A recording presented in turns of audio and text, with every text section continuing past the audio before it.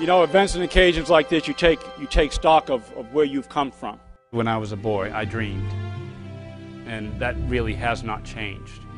Hope is a very powerful word, filled with promise and potential. But all hope needs a home. It needs a place where it lives and breathes.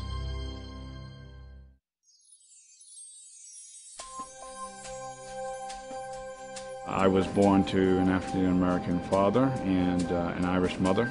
I was one of my mother's 5 children, all with different fathers. My mother was white, my father was black, and so nobody knew quite what to do with me. Should I be with the white family or should I be with the black family, not recognizing or realizing that I just needed a place where there was going to be some love there and some care there. My mother battled alcoholism her entire life, and it's not a battle that she was ultimately victorious.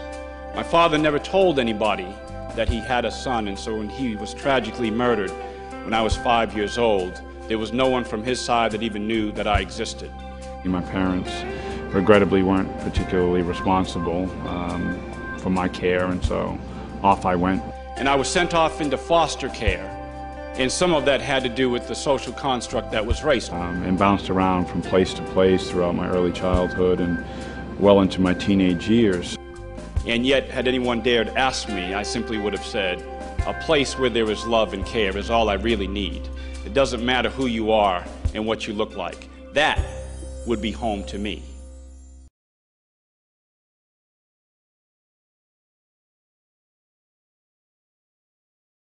Anybody just wants some attention, especially folks on the margins. I had a homie, a gang member, step into my office the other day, very earnest 16-year-old gang member, standing in front of my desk, and he says, "Look, I need your divided attention."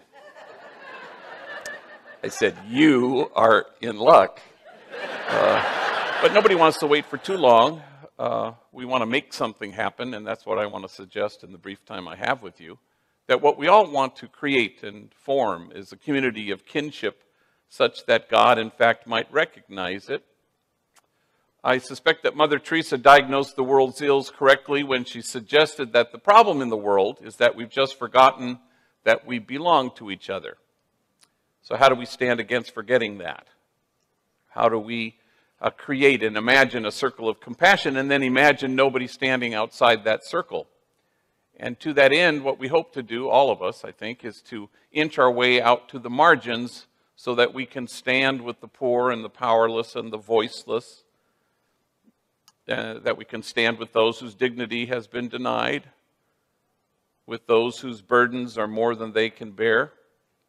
Occasionally, you get very fortunate and blessed to be able to stand with the easily despised and the readily left out, with the demonized, so that the demonizing will stop, and with the disposable, so that the day will come when we stop throwing people away.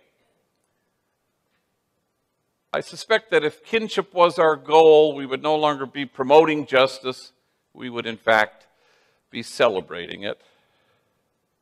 For no kinship, no justice, no kinship, no peace.